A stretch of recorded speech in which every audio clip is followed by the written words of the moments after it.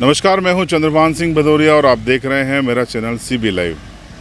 आपको याद होगा कि रवीश कुमार ने गलवान घाटी में भारत और चीन की सेनाओं के बीच जो टेंशन हुई, जिसमें 20 भारतीय सैनिक मारे गए और अपुष्ट खबरों के अनुसार 40 से ज़्यादा चीन के सैनिकों की भी मौत हुई है, उसको लेकर एक ट्वीट किया था, एक लेख लिखा था कि शायद मोदी से बेहतर प्रधानमंत्री तो देवगौड़ा और इंद्र कुमार गुजराल थे और मनमोहन सिंह थे जब हमारे सैनिक नहीं मरे थे। रवीश कुमार का जो पूर्वाग्रह है, वो पूर्वाग्रह में इस तरीके की बातें कहें तो आश्चर्य नहीं होता। लेकिन यहाँ पर एक छोटी सी कहानी आपको बताना चाहता हूँ। इसके जो सोर्सेज हैं वो अलग अलग किताबें हैं, अलग अलग आर्टिकल्स हैं जो मैंने बीते 6 सालों में पढ़े हैं। 26 मई 2014 को नरेंद्र मोदी ने देश के प्रधानमंत्री पद की शपथ ली थी और अगले कुछ ही घंटों में उन्होंने देश की तीनों सेनाओं के प्रमुखों को, वायुसेना, जल सेना और थल सेना, बुलाकर पूछा कि अगर मैं आपको आज ये कहूँ कि आप पाकिस्तान से जंग करें, शुरुआत कर दें, तो आपकी तैयारियां क्या हैं। इस पर सेनाओं की ओर से बताया गया कि 13 दिन तक जंग करने की क्षमता भारतीय सेना के पास में है। और जब उनसे पूछा गया कि अगर इस युद्ध में चीन भी शामिल हो जाए तब आपकी क्या तैयारी है, तब उन्होंने कहा कि हम 4 से 5 दिन से ज़्यादा नहीं लड़ पाएंगे। वजह बताई गई कि सेना लगातार ये डिमांड कर रही है कि उनको गोला बारूद, गोलियों की आपूर्ति की जाए, आर्टिलरी के जो गोले हैं उनकी आपूर्ति की जाए, तोप गोले की आपूर्ति की जाए, लेकिन उनकी मांगों को पूरा नहीं किया जा रहा है या सप्लाई मांग के मुकाबले काफ़ी कम है। इसी तरीके से जो रणनीतिक सड़कें होती हैं, जो चीन की बॉर्डर पर बनाना बेहद ज़रूरी है, आधारभूत संरचनाएं हैं, पुल है, एयरबेस है, हवाई पट्टी है, वो भी लगातार सेना ने डिमांड की थी कि रणनीतिक तौर पर हमको ये ज़रूरी है। 61 सड़कों की पहचान जॉर्ज फर्नांडिस के समय में, जब अटल जी प्रधानमंत्री हुआ करते थे, तब भारतीय सेना ने की थी, रक्षा मंत्रालय ने की थी और उसको बनाने का काम शुरू भी किया था। लेकिन जिन देवगौड़ा, इंद्र कुमार गुजराल या कहें कि मनमोहन सिंह की वो तारीफ़ कर रहे हैं, ये वो प्रधानमंत्री थे जब भारत अपनी सीमा में कोई भी निर्माण शुरू करता था तब चीन एक घुड़की देता था, 2 किलोमीटर अंदर आता था, अपने 2 टेंट लगाता था और इस घुड़की से डर कर ये जो हमारे महान प्रधानमंत्री हैं जिनकी तारीफ रवीश कुमार कर रहे हैं, भारतीय जो सेना है वो निर्माण को रुकवा देती थी। यानी कि सरकार का आदेश था, वो निर्माण रुक जाते थे। अब आप बताइए कि वाजपेयी साहब के समय जब जॉर्ज फर्नांडिस रक्षा मंत्री हुआ करते थे, उस समय से इन सड़कों का निर्माण होना शुरू हुआ, जो 2014 तक हो ही नहीं पाया या 10-20% के आसपास हुआ था। लेकिन उसी मीटिंग में नरेंद्र मोदी ने तमाम बजट जो कई गुना ज़्यादा हो गए थे वो रिलीज किए और कहा कि ये 61 सड़कें उनको अगले 5 साल में कंप्लीट चाहिए। और ये वो आम सड़कें नहीं थी, ये वो सड़कें थी जिसमें सेना की आर्टिलरी, तोपखाना, बख्तरबंद गाड़ियाँ, हैवी टैंक आ जा सकते थे। यानी कि एक दुर्गम पहाड़ी इलाके में भारतीय सेना को एक लीक से हट के सड़क बनानी थी, जहाँ लैंडस्लाइड होते हैं, जहाँ पर रेनफॉल होता है, जहाँ पर बादल फटते हैं, पानी सड़क को बहा ले जाता है, उसके किनारे डेवलप करने थे, नालियाँ डेवलप करनी थी और सड़क को सुरक्षित रखना था। भारत और चीन के बीच में कुल 3400 किलोमीटर से ज़्यादा, 3488 किलोमीटर की सीमा है, जो अरुणाचल प्रदेश से लेकर लद्दाख तक लगती है। और ये रणनीतिक तौर पर जो इलाका गलवान घाटी का है, ये इस मामले में महत्वपूर्ण है कि गलवान घाटी के पास ही हमारा दौलत बेग एयरबेस है जो हमने नया बनाया है, और इसके ठीक ऊपर सबसे ऊंचा युद्ध क्षेत्र सियाचिन ग्लेशियर है।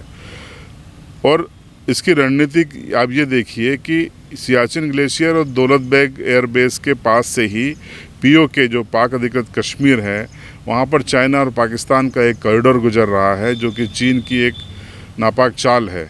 पाकिस्तान के साथ मिलकर उन्होंने भारत को घेरने के लिए और अपने व्यापारिक फ़ायदों के लिए इसको बनाया है या बना रहे हैं। तो चीन और पाकिस्तान को ये डर है कि अगर गलवान घाटी में ये सड़कें बन गई तो इंडियन आर्मी की जो अप्रोच है वो चाइनीज़ बॉर्डर तक बेहद आसान हो जाएगी।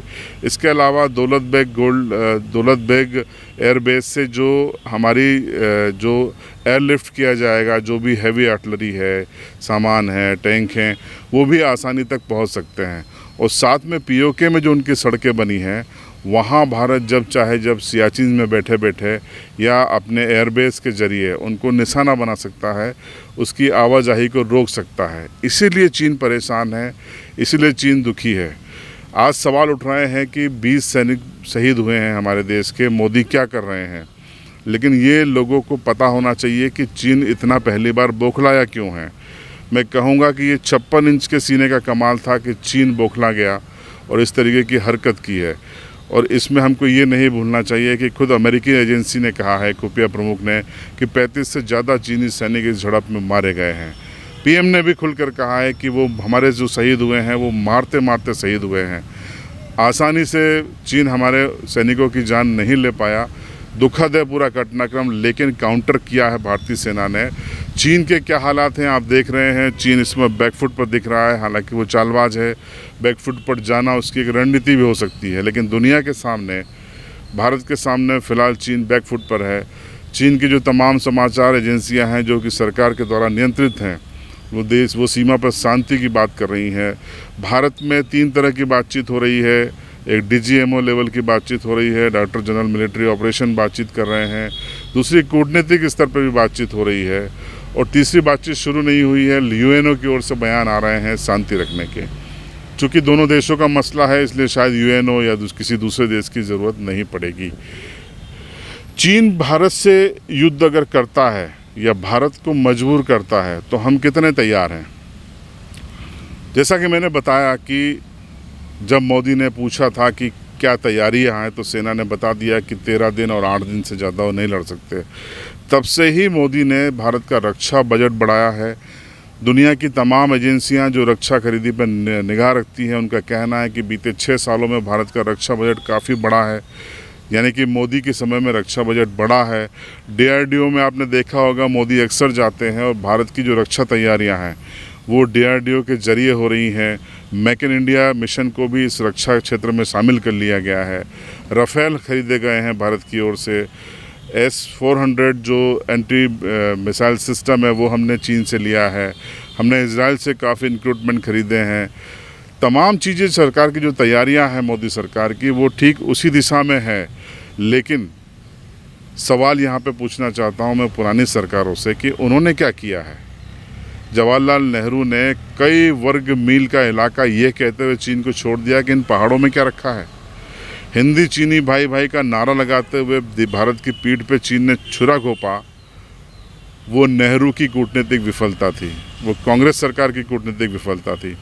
भारत को जब संयुक्त राष्ट्र संघ की स्थायी सदस्यता मिल रही थी, तब नेहरू जी ने आगे बढ़कर गिफ्ट थाली में रख कर परोस दिया चीन को कि चीन को दीजिए, हम बाद में देख लेंगे।